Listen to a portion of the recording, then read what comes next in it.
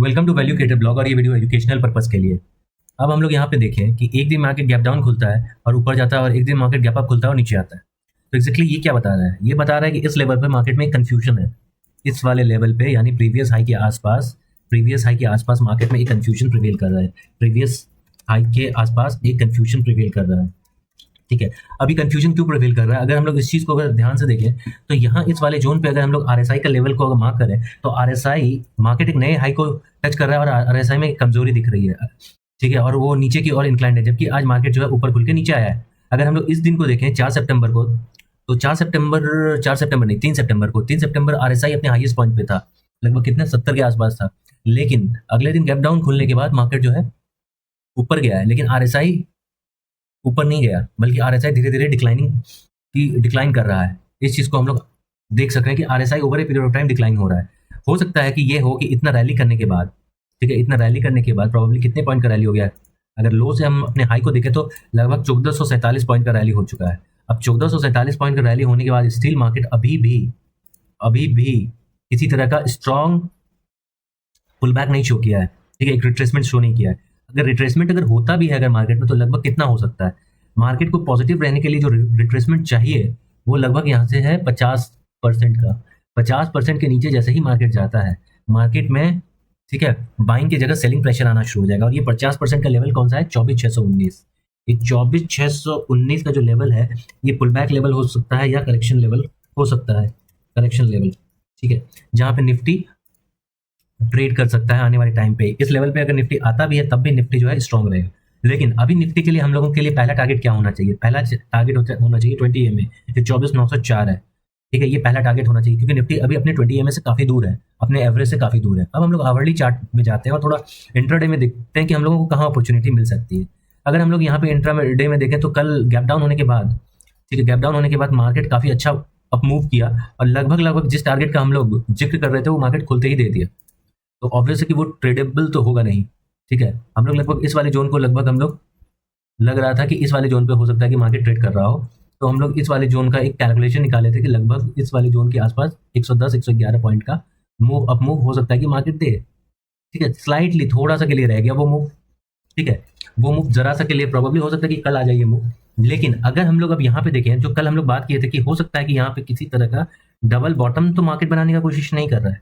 अब हम लोगों का मेन आधार जो हम लोग कल के वीडियो में डिस्कस भी किया कि यहाँ पे क्या मार्केट डबल बॉटम बनाना चाहेगा, ये एक इंपॉर्टेंट क्वेश्चन हो जाएगा मार्केट के पॉइंट ऑफ व्यू से। क्यों है ऐसा? क्योंकि मार्केट ने इस वाले चैनल को ब्रेक कर दिया है। ये चैनल जो हम लोगों ने कल के वीडियो में, ठीक है, देखा था, तो मार्केट ने कहीं ना कहीं, ठीक है, इस चैनल का ब्रेकआउट दे दिया है बहुत स्ट्रांगली। ठीक है, इस चैनल का ब्रेकआउट दे दिया बहुत स्ट्रांगली। ठीक है, जैसा कि हम लोग देख सकते हैं, और किसी भी तरह अभी तक रिटेस्ट नहीं किया, इस चैनल के आसपास जाने की कोशिश भी नहीं कर रहा है मार्केट। क्या यहाँ पे डबल बॉटम बनाने के बाद क्या मार्केट ऊपर की ओर जाएगा? क्या ये डबल बॉटम बन रहा है? ठीक है, क्या ये डबल बॉटम बन रहा है?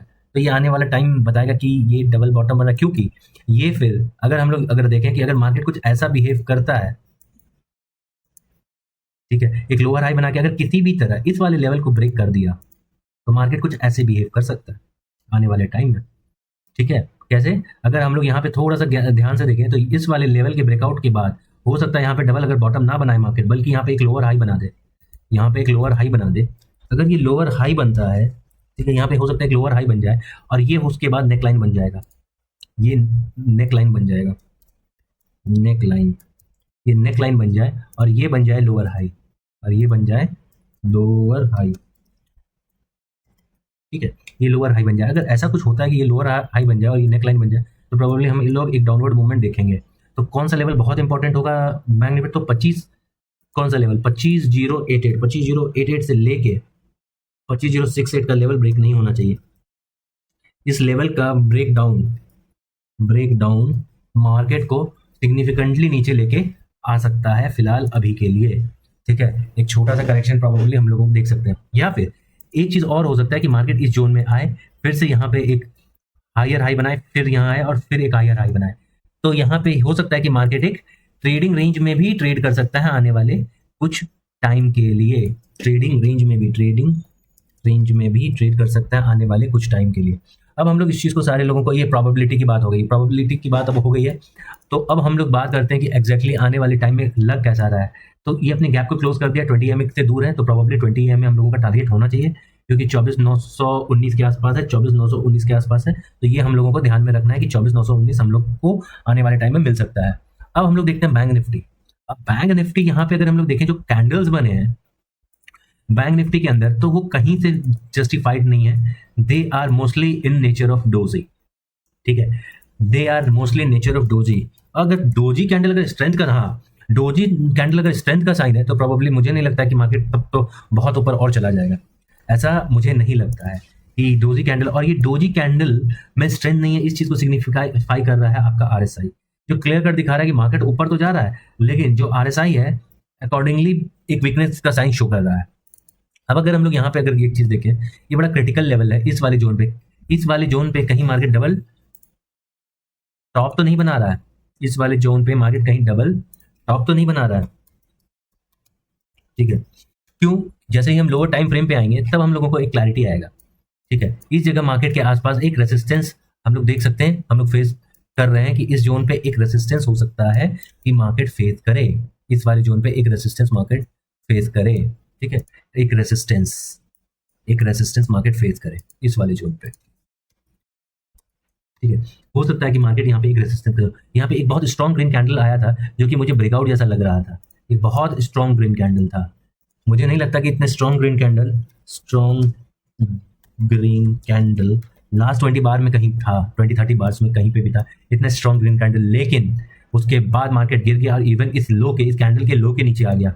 अब इस कैंडल के लो के नीचे आ गया, जैसे ही आया तो ये जो लेवल होता है 51,250 का, ये काफी इंपॉर्टेंट हो जाता है। 51,250 का जो लेवल हो जाता है, ये सपोर्ट जोन है और ये टूटना नहीं चाहिए। इसके टूटने के बाद मार्केट थोड़ा सा खराब हो सकता है आने वाले टाइम में। अब इस वाले लेवल को अगर हम लोग यहाँ पे अगर देखें तो ये भी एक चैनल नुमा स्ट्रक्चर में है, और हम लोग अगर देखें तो एक क्लियर कट हम लोगों को मार्केट एक डायरेक्शन नहीं दे रहा है। अगर हम लोग देखें यहाँ पे तो गैप डाउन हुआ, मार्केट पूरी तरीके से स्ट्रॉन्ग ट्रेडिंग रेंज में रहा है, सिर्फ डोजी अगले 1 2 3 4 5 6 घंटा के लिए डोजी। मार्केट यहाँ गैप अप खुलता है, पहला कैंडल बनता है और फिर पूरा दिन डोजी। तो सिर्फ डोजी का मजा लेने के लिए ही मार्केट यहाँ पे, अगर हम लोग यहाँ पे देखें मार्केट गैप अप खुलते हुए यहाँ पे भी सिर्फ ट्रेडिंग रेंज में ट्रेड कर रहा है मार्केट। यहाँ पे कुछ मूवमेंट आया था, लेकिन उसके बाद अगर हम लोग इस वाले जोन में देखें, उसके बाद पूरा दिन एक ट्रेडिंग रेंज में, यहाँ पे भी 3 घंटा एक ट्रेडिंग रेंज में रहा है मार्केट। तो मोस्टली अगर हम लोग आवरली चार्ट में देखें तो कई दिनों से हम लोगों को कोई ट्रेंड नहीं मिल रहा है। अगर यहाँ पे अगर हम लोग देखें तो ये भी डोजी है। तो एग्जैक्टली ये क्या बता रहा है? ये बता रहा है इनडिसिसिवनेस। मार्केट कुछ तो है कि इनडिसिसिव है। अब किस बात को लेके इनडिसाइसिव है ये कहना मुश्किल है। अब किसी न्यूज का वेट कर रहा है, किसी चीज का वेट कर रहा है कि वो फॉल करे। प्रोबेबली हो सकता है कि मार्केट यहाँ से एक स्लाइड अप मूव दे, ठीक है, स्लाइड अप मूव दे यहाँ से, और उसके बाद मार्केट एक फॉल भी कर सकता है आने वाले टाइम पे। तो ये हम लोगों को देखना पड़ेगा, क्योंकि ये स्ट्रॉन्ग 51,250 का लेवल अगर ब्रेक करता है तो अगला लेवल हम लोगों का यही बनता है, कौन सा? 51,015 का। तो ये लेवल हम लोगों का बनता है बैंक निफ्टी में। अब हम लोग 15 मिनट के चार्ट में देखें कि कौन सा लेवल ऐसा है जो कि ब्रेक हो जाएगा, तो हम लोगों को एक बहुत स्ट्रॉन्ग ट्रेंड किसी भी डायरेक्शन में मिल सकता है। तो हम लोग जैसा कि जानते हैं कि ये वाला जो लेवल होगा, ये वाला लेवल काफ़ी इंपॉर्टेंट है। 51,242 का लेवल जो है, 51,242 का जो लेवल है, ये सपोर्ट जोन है, ये सपोर्ट जोन है, ठीक है, ये सपोर्ट जोन है अगर हम इस चीज़ को ध्यान से देखें। और ये वाला जो जोन है, ठीक है, ये स्ट्रॉन्ग रेसिस्टेंस का जोन बनता है, ये स्ट्रॉन्ग रेसिस्टेंस जोन है, रेसिस्टेंस जोन है। अब मार्केट इसी दोनों के बीच में कहीं ना कहीं ट्रेड कर रहा है, लेकिन अगर इंट्राडे के अंदर हम लोगों को ट्रेड करना पड़े तो उसमें हाईएस्ट प्रोबेबिलिटी क्या है कि हम लोगों को ट्रेड किस डायरेक्शन में मिल सकता है। अगर हम लोग इस चीज़ का यहाँ पे देखें तो कल का कैंडल अगर देखें और आज का कैंडल देखें तो हम लोगों को दिख रहा है कि सिर्फ एक कैंडल ऊपर एक कैंडल नीचे, एक कैंडल ऊपर एक कैंडल नीचे, मतलब प्रीमियम को एकदम तोड़ दिया गया है, पूरी तरीके से खत्म कर दिया गया है प्रीमियम को, ठीक है, प्रीमियम बिल्कुल ही खत्म कर दिया गया है। अब आगे हम लोग देखते हैं यहाँ पे निफ्टी फाइनेंशियल में, अगर इस चैनल पे 1000 सब्सक्राइबर पूरे होते हैं, ठीक है, और 4000 आवर्स पूरे होते हैं, तो मैं दिखाऊंगा अपना पोजीशन स्टॉक्स में और ऑप्शन में, ठीक है, कि मैं कैसे चूज करता हूँ किसी भी ये को, और कैसे मैं पिछले 4-5 साल से लगातार प्रॉफिटेबल बना रहा। Even on the on slot of बीच में मार्केट 15,183 का भी लो बनाया था, ठीक है, 2021 के अराउंड में, तो कैसे मैं ऑन स्लॉट को बर्दाश्त किया और कैसे मैं मार्केट से अच्छा खासा पैसा बनाया, ठीक है। और ये वो वेरीफाइड PNL और ये वो जो भी है वो सारा कुछ, ओनली 1000 सब्सक्राइबर पूरे होते हैं और 4000 आवर, ठीक है, ओनली देन हम ये चीज़ बताएंगे और दिखाएंगे, ठीक है। मैंने आज तक कभी अपना ट्रेड नहीं शेयर किया है इस चैनल के ऊपर, और जब तक कि ये चैनल मिनिमम क्राइटेरिया फुलफिल नहीं करेगा तब तक मैं बताऊंगा भी नहीं अभी मेरा पोजीशन कहाँ है, किस सारी चीज़ों में है। हालांकि मैंने वो कुछ स्टॉक्स को डिस्कस किया है, किस लेवल के लिए होल्ड किया है। निफ्टी फाइनेंशियल्स को देखें तो ये कहीं ना कहीं हमारे एक रेजिस्टेंस लेवल के आसपास है, तो प्रोबेबली हो सकता है कि ये एक रेजिस्टेंस फेस करे, एक फॉल यहाँ पे आने वाले टाइम में हो सकता है कि हम लोगों को देखने को मिल सकता है। अब जैसा कि हम लोगों ने कल डिस्कस किया था निफ्टी मिड कैप में, निफ्टी मिड कैप क्या कर रहा है, निफ्टी मिड कैप सेलेक्ट जो है लगातार ऊपर जाते जा रहा है, और आज भी ये गैप अप खुलने के बाद